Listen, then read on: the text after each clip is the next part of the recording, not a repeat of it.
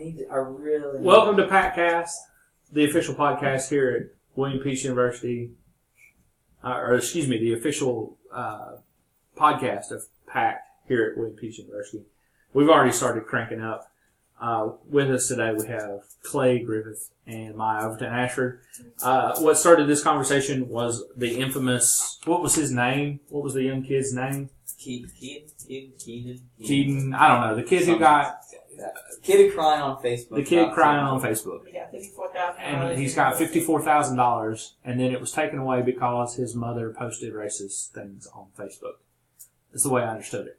And it has quickly come into a debate, a discussion about bullying. Maya, since Clay is working on his thing real fast, do you want to go ahead and open up your discussion, your opening statement on bullying? Say that. Oh, by the way, real quickly, depending on when this is airing, we probably have started the I Support the Girl Feminine Hygiene Drive and a March of Dimes Drive. So be watching for Facebook notifications and sign up for Martin Luther King Day. Maya, take it away. You got to scoot up closer so that we can hear you. I think bullying is a very big issue in our today's society. Not just now or a couple of years ago. I think it's always been a problem over years, but it's just now becoming an issue where people want to take notice of it and are realizing that it's starting to affect like our younger generations and our kids, and it's starting to increase our suicide rates. And what some people probably fail to realize is that suicide is not always like in the fault of the person who did it. They were pushed to that certain point. Just as though like a certain matter, somebody was pushed to that level of point to commit that, like a murder. If, a lady was getting abused by her husband, she was pushed to that point to then, retaliate and then murder her husband. We can't say that, the person who commits suicide, that's their fault, that's on them. No, it's not. I'm not trying to say it's the bully's fault or anyone else's fault who didn't help them, but someone... Whose fault is it?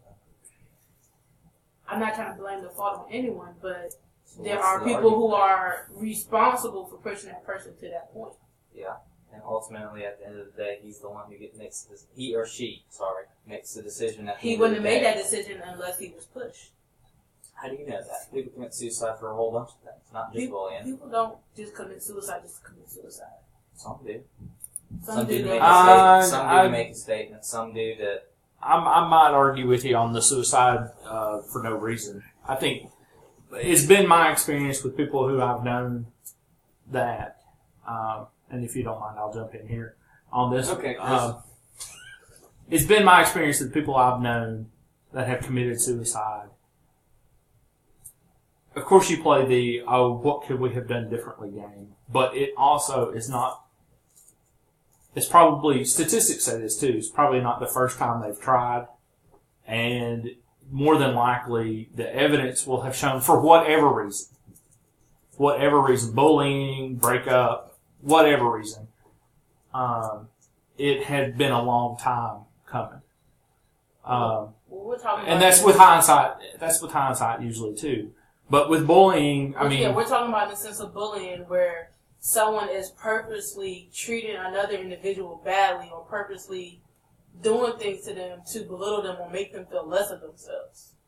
Right. And I guess in the case I feel as though in those aspects, those people should be held accountable. Now, in breakups or anything, if someone commits suicide, okay, yeah, it can't be nothing else. But when a person is purposely diminishing a person and breaking down their confidence level, just hurting them in any type of way, physical, emotional, mental, whatever you want to call it, that person I feel like those people or person should be held accountable for it.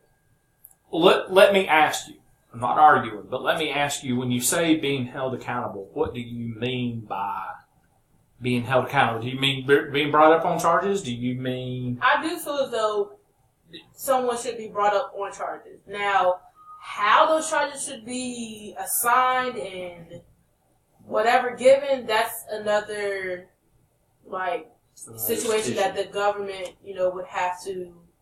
Maybe like a second degree. Yeah. Murder charge, or I think you can even have murder in the third degree. A hand in murder. I don't know when someone assisted. But the thing with that, when you get into law and legal, and you're talking about if we can physically charge this person with bullying to the point where someone commits suicide, I don't think you have enough ground to put someone in jail for that. Because at the end of the day, that boy didn't pull the trigger or cut themselves or hang themselves. It's still, yes, they tormented him or her. But if you want to go to law and legal, the bullier basically has mens rea, which is knowing what he is doing to a specific person. No, he doesn't know that. He does know what he's doing. Bullies are, they don't know if they're suicidal, but bullies they know what typically they're doing to the person. Well, so they have that mens rea. The actus rea is them actually doing it to the person. So them saying the word, or them pushing them around, or them, coming into physical contact with them. They have both the mens rea and the actus rea of committing what I would say a crime. They're bullying. Bullying is not a crime.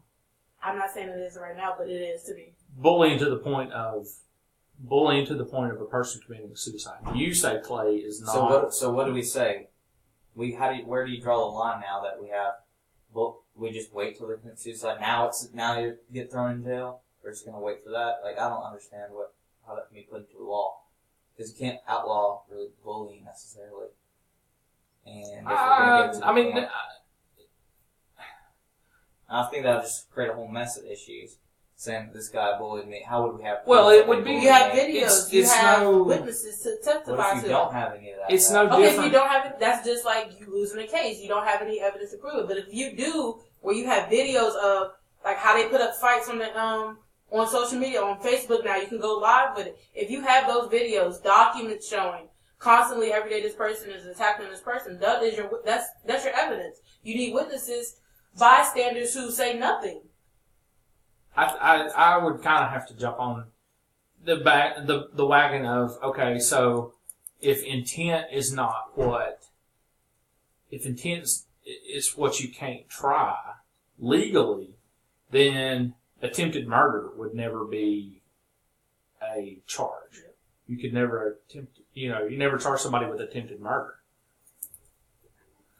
Okay, so let me ask you this. As far as, let's circle back to our dude, in Tennessee, which I'm a little jealous of the fact that even though they don't play very good football right now, he did get to go to Neyland Stadium and run around on Neyland Stadium's turf, which is something that lots of Tennessee fans would love to be able to do. But let's go back to our dude, that we started the podcast with, our guy that was crying on TV. Or, crying on YouTube. Do you think it's justified, the things that he has gotten since? Absolutely not. Nope. Not at all. And it's not. I said this right when the video came out, right before they said that maybe the mom is racist. Well, we don't have to get into that just yet. But I'm not getting into it. And that's what I'm saying. I made this decision long before that came out. I'm saying that I don't think that's right for someone to benefit off of something that everyone goes through just because they post on social media and exploit it, especially the mother. And that's when we're choosing special cases to then bear witness to. What made him so special that he needed this $54,000? Yeah. And what does he need that $54,000 for? Emotional distress? No. Okay. I'm trying to formulate some questions to challenge that. It's fair enough, but I think it's just ridiculous that he. What about?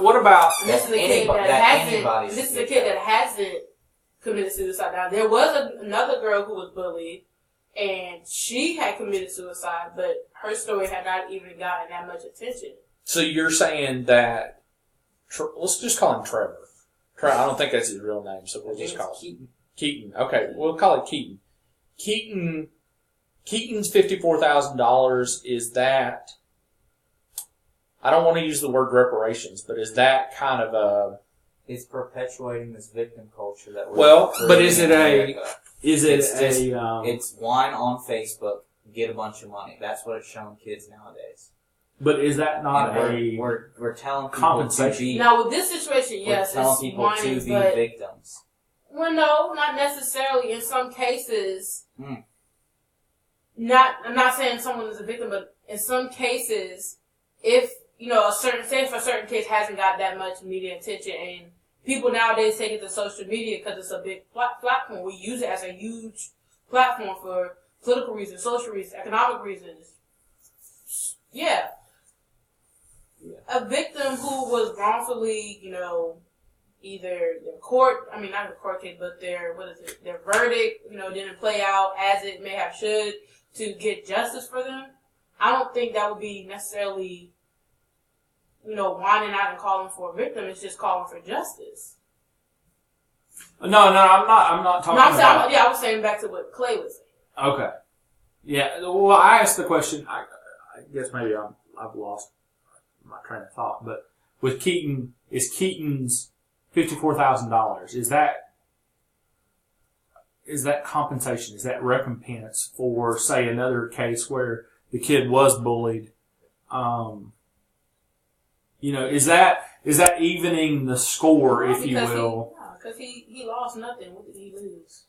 What did Keaton lose? Yeah, he lost nothing. I mean, he cried He cried with his mom. His mom decided to Facebook Live it, and that was it. It looks like he's been good ever since. He's going to these basketball games. I mean, not basketball games, but football games. Yeah. Got to run around He's in reaching the out. stadium. Famous people are reaching out to him. What's wrong with him? And I'm pretty sure he's still attending school with those same people. But yet we haven't seen another video of him crying and, things such as that. So Okay, we've got 3 minutes. We can do our regular split, or we can keep going. What do y'all think? Or are you about tired of it? What's a regular split? Well, where we come back after a break. Yeah, we can do that. Okay, let's come back after a break because I got a good question I got to ask you. All right.